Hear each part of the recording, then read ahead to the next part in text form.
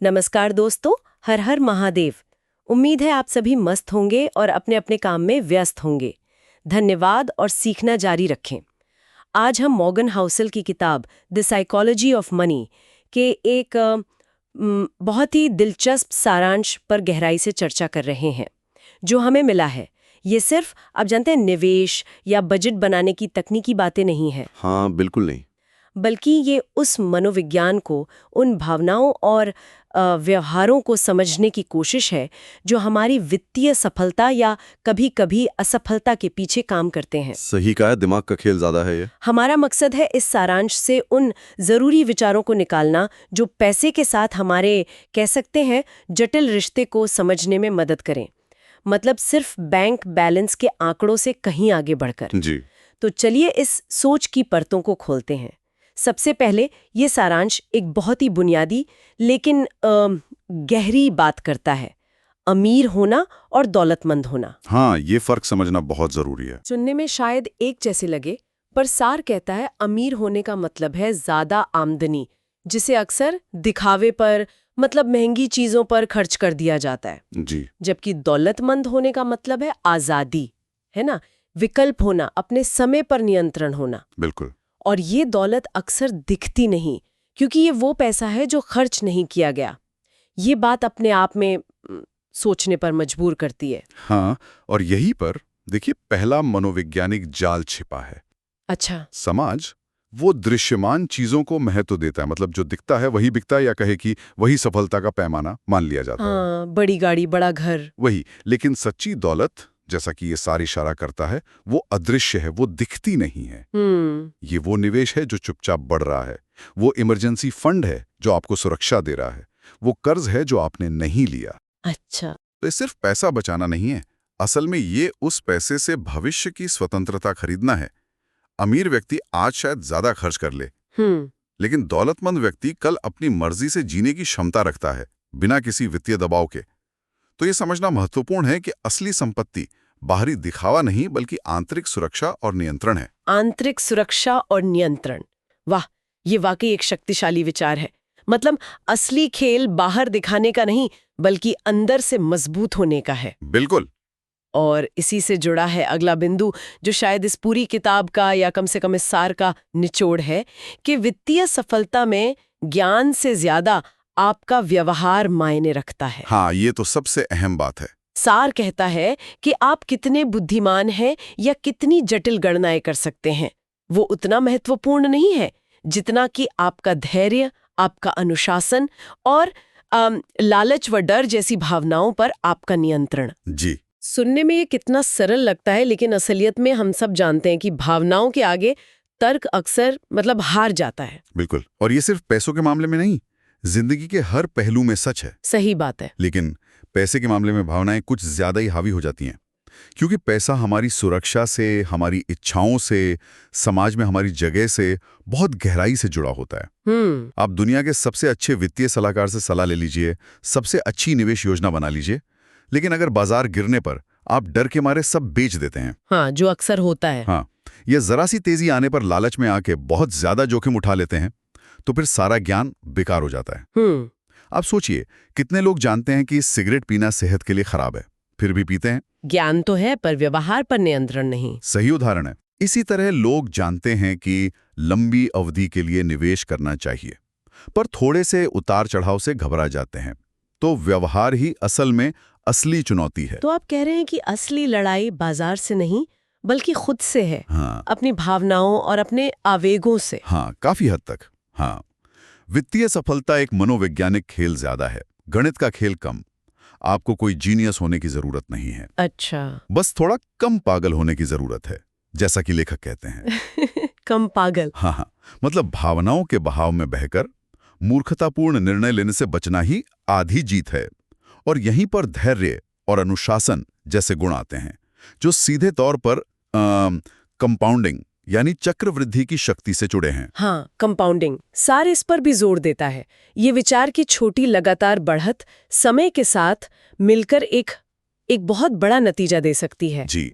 और इसे अपना काम करने देना। ये सुनने में तो लगभग जादुई लगता है कि पैसा अपने आप बढ़ता रहे। हाँ, इसे अक्सर दुनिया का 8वां अजूबा कहा जाता है। लेकिन जैसा आपने पहले कहा, ये कोई जादू नहीं, ये गणित है। समय के साथ धैर्य का गणित। अच्छा, समय के साथ धैर्य का गणित। हाँ, इसकी शक्ति समय से आती है, सालों से, दशकों से। और यहीं पर देखिए, व्यवहार फिर से महत्वपूर्ण हो जाता है। कैसे? चक्रवृद्धि का लाभ उठाने के लिए आपको लंबे समय तक टिके रहना होगा। बाजार में जो शोर मचता है, उतार चढ़ाव आते हैं, उनको नजरअंदाज करना होगा। तो मुश्किल होता है। बहुत मुश्किल। सोचिए, अगर कोई 20 साल की उम्र में थोड़ा थोड़ा निवेश करना शुरू करे और 60 साल तक करता रहे, तो जो आखिरी के कुछ साल होंगे ना, उनमें उसकी संपत्ति में जो बढ़ोतरी होगी वो शायद शुरुआती कई दशकों की कुल बढ़ोतरी से भी ज्यादा हो सकती है। सच में? हाँ, लेकिन 40 साल तक इंतजार करना, वो भी तब जब दुनिया आपको रोज जल्दी अमीर बनने के नुस्खे बता रही हो। इसके लिए असाधारण धैर्य और अनुशासन चाहिए। हाँ, ये तो है। तो सवाल ये उठता है कि ये धैर्य आता कहाँ से? कैसे विकसित करें इसे? ये सचमुच एक बड़ा सवाल है। शायद इसका जवाब हमारी उम्मीदों को सही रखने में है और ये समझने में कि सब कुछ हमारे नियंत्रण में नहीं होता। बिल्कुल। और यहीं पर सार का अगला बिंदु आता है, किस्मत और जोखिम। हाँ, लक एंड रिस्क। ये कहता है कि सफलता सिर्फ कड़ी मेहनत और सही फैसलों का नतीजा नहीं है। इसमें किस्मत का, सही समय पर सही जगह होने का भी बड़ा हाथ होता है। जी। और इसका उल्टा भी उतना ही सच है। जोखिम यानी बुरी किस्मत या कोई भी अप्रत्याशित घटना आपके सालों की मेहनत पर पल भर में पानी फेर सकती है। इसे मानना थोड़ा मुश्किल होता है, खासकर जब हम अपनी सफलता का सारा क्रेडिट खुद लेना चाहते हैं। हाँ, मुश्किल होता है। लेकिन यहीं पर विनम्रता और तैयारी का महत्व समझ आता है। अच्छा, कैसे? निश्चित है, कुछ भी हो सकता है। दूसरी तरफ जोखिम को समझना हमें सिर्फ मुनाफे पर ध्यान केंद्रित करने के बजाय सुरक्षा पर भी ध्यान देने के लिए प्रेरित करता है। जोखिम का मतलब सिर्फ निवेश में पैसा डूबना नहीं है।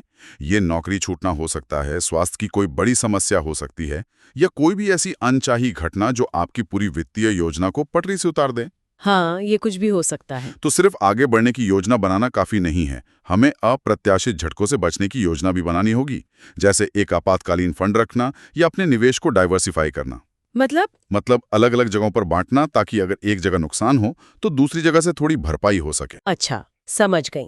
तो किस्मत को मानना हमें विनम्र बनाता है और जोखिम को समझना हमें सतर्क। ये एक संतुलित नजरिया है। जी बिल्कुल। और इसी सतर्कता और भविष्य की तैयारी से जुड़ा है अगला विचार कि बचत करने का उद्देश्य सिर्फ भविष्य में कुछ खरीदना नहीं है, हाँ, बल्कि लचीलापन हासिल करना है। सार कहता है कि पैसा आपको चीजें खरीदने की क्षमता तो देता ही है, लेकिन उससे ज्यादा महत्वपूर्ण ये है कि ये आपको आजादी, विकल्प और अपने समय पर नियंत्रण खरीदने की क्षमता देता है। ये पैसे को देखने का एक बिल्कुल अलग तरीका है। मूर्त चीजों पर ले जाता है, जैसे स्वतंत्रता, सुरक्षा, नियंत्रण।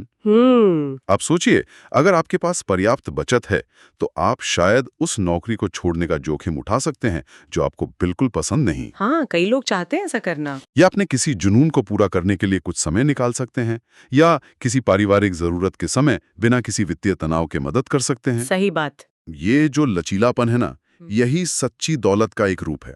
ये आपको जीवन के अप्रत्याशित मोड़ों पर प्रतिक्रिया देने की क्षमता देता है, बजाय इसके कि आप परिस्थितियों के गुलाम बन जाएं। जब आप सिर्फ अगली तनख्वाह पर निर्भर नहीं होते तो आप ज्यादा स्वतंत्र महसूस करते हैं, कम तनाव में रहते हैं, और ये जो मानसिक शांति है, ये अमूल्य है। मानसिक शांति, ये वाकई बहुत जरूरी है।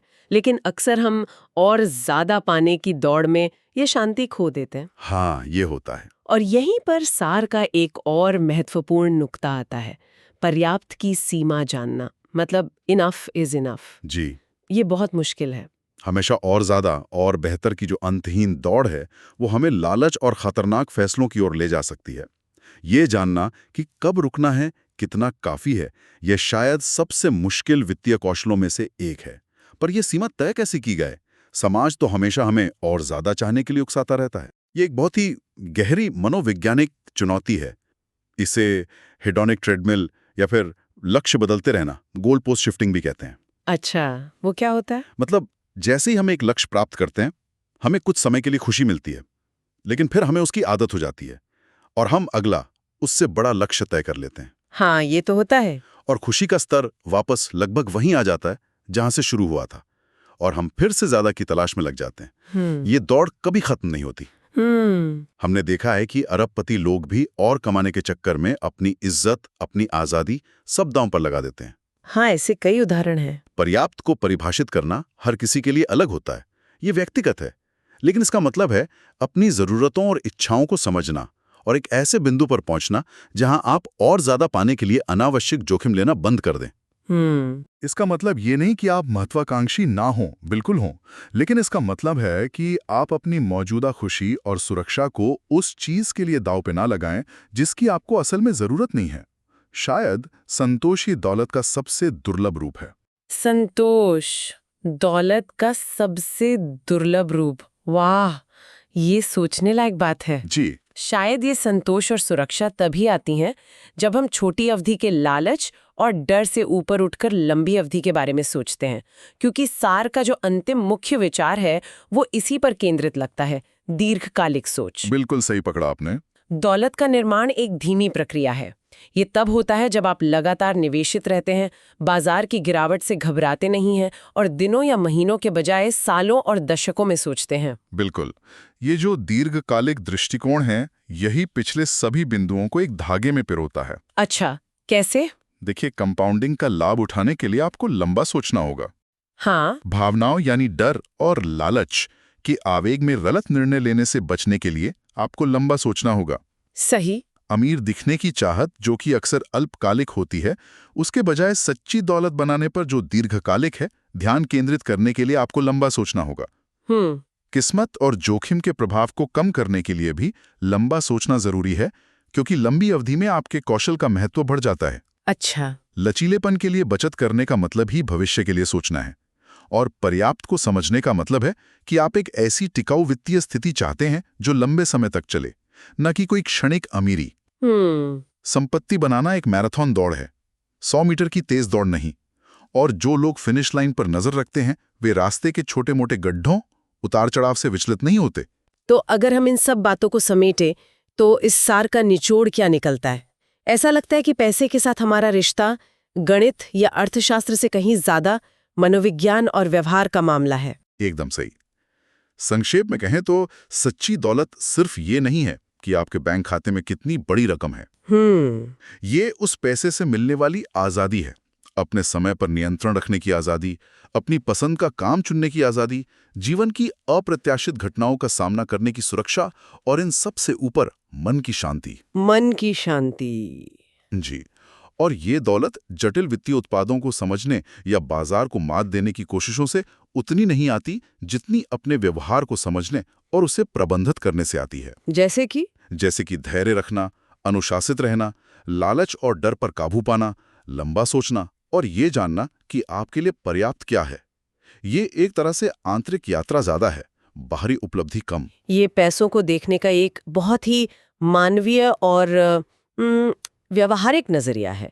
ये हमें याद दिलाता है कि असली नियंत्रण शायद बाहरी परिस्थितियों पर उतना नहीं है जितना हमारी अपनी प्रतिक्रियाओं और आदतों पर है। बिल्कुल। द साइकोलॉजी ऑफ मनी के संक्षिप्त सार पर हुई इस गहरी चर्चा के लिए आपका बहुत बहुत धन्यवाद। ये वाकई सोचने पर मजबूर करने वाले विचार थे। शुक्रिया। इस चर्चा को समाप्त करते हुए श्रोताओं के मन में एक विचार छोड़ना चाहूंगा। जरूर। हमने बात की कि सच्ची दौलत स्वतंत्रता और अपने समय पर नियंत्रण है। तो इस बात को ध्यान में रखते हुए आज कोई व्यक्ति, चाहे उसकी आय कुछ भी क्यों ना हो, उस दिशा में आगे बढ़ने के लिए कौन सा एक छोटा व्यावहारिक बदलाव अपनी आदतों या अपनी सोच में ला सकता है, इस पर विचार जरूर करें।